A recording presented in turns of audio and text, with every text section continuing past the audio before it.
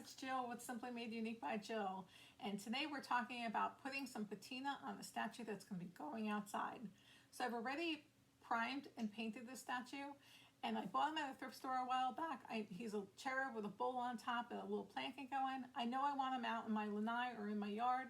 I haven't decided yet, so we are going to go through the steps of giving him an old aged copper look with some patina paints. Now the paints that I use in this video are all Dixie Belle Paint Company paints, including their patina line and their waterproofer Gatorhide, but you don't have to use these products. I'm just giving you a how-to of how to get this look and an idea of what you would need, but you can use any company that's suited for you. I just make sure that it's a good waterproofer if you want it to last in the elements. So I've already painted, actually primed and painted this piece, so we're going to start from there. I'll go step by step what I did to get like an aged, coppery, part patinaed look on him. And it goes in steps, and I layer the process to get until I get the look that I want. So this is exactly how I came up with the look for this piece. This is a piece from my own yard, so you'll get an idea of what I did. Of course, you can make this your own. I'm just showing you the way I do it. We're going to hop right over and we're going to get to the little cherub, and I'll see you at the end. I'm just starting with an old brush. We're just doing a wash and a damp rag. I'm going to use my Mr. bottle to spray some water onto the statue so that I want my actual white paint that's going to be the wash to be quite watered down, because I'm going to be wiping it away with a rag, just leaving a residue on the statue. I'm going to get some paint, and again I'm going to spray it to make sure that I have a good watered down paint that I'm using. It's okay that I'm dripping. We're going to be wiping that away. So after I get some paint on there, I'm going to be taking my damp rag and starting to wipe it away. It's helpful to have a second rag or a third rag or a bucket of water to rinse this rag out in. You just want to leave behind the haze and in some of the creases some of the paint. This gives you your washed look.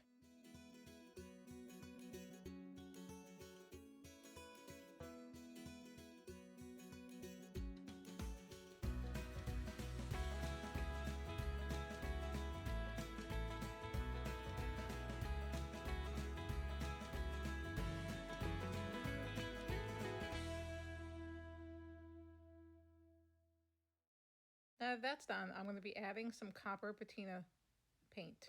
We're just going to give this some highlights in just some certain areas before we give it Activator Spray and other highlights, just to give it that copper tone.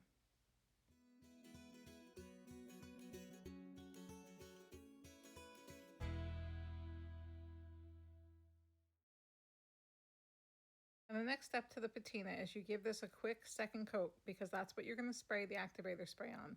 You need it to be wet as a second coat to be able to get that aged patina look. So we're going to go over all of it very quickly. It doesn't matter if it touches all of it. Now this is the blue Activator Spray that I poured into a little cup that is off camera. And I'm just going to dab that over all the wet copper paint. This is going to give us the very old turned copper look. As the air hits it, it starts to turn. It might take till the second day to actually get fully done, so we're going to give this some time to cure. After I did that, you can go back to the first part and see that it already started to turn. This is only after a couple minutes. We're going to give it 24 hours and see what it looks like in the morning. Now this is after some time. I gave this time to start oxidizing. You can see how it made some beautiful colors. We're not going to stop here though. We are going to put some black wax on it to give it even more of an aged look. This is some black Gildan wax, or you can use a regular black wax. It's almost like a shoe polish consistency, and we're going to run that in all the crevices just to give it a little bit of darkness, and then we're going to wipe it back so it's not so extreme. This is going to give it a furthered age look, and I really love layering things like this on patina because it's unpredictable and it's beautiful, all the different looks you can get in those crevices and nooks and crannies. I chose black wax because I wanted to make this a little bit darker, because it already had some light and dark tones to it. I can wipe that wax back so it's not too severe and make the look that I want. I can always add more, or I can take some more away. I'm really liking how this is looking here.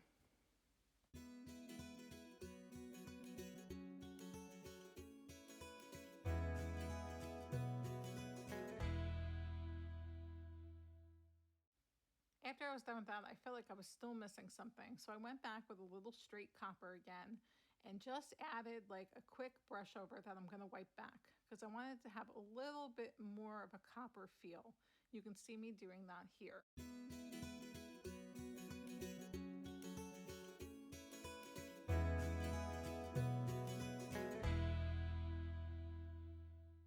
My last and final step is to give this a waterproofing. I'm using Gatorhide by Dixie Belle. It's a nice water-based sealer that'll give me weather protection and protection from the humidity outside.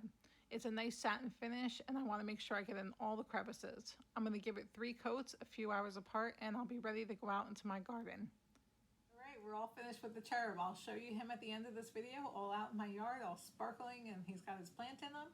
I really appreciate you guys for joining me today. I hope I inspired you to paint something for outdoors and just spruce up something in your yard, or if you find something along the road or at a yard sale, pick it up, paint it, stick it out in your yard, and make yourself happy in your own garden. It's a lot of fun. This was a lot of fun to do with the patina.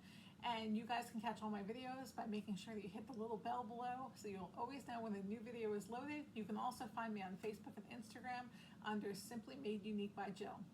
Until next time, guys, happy creating, and I will talk to you all soon. And I hope that you guys go out and spruce up your garden with some garden people. All right, guys, talk to you soon. Bye.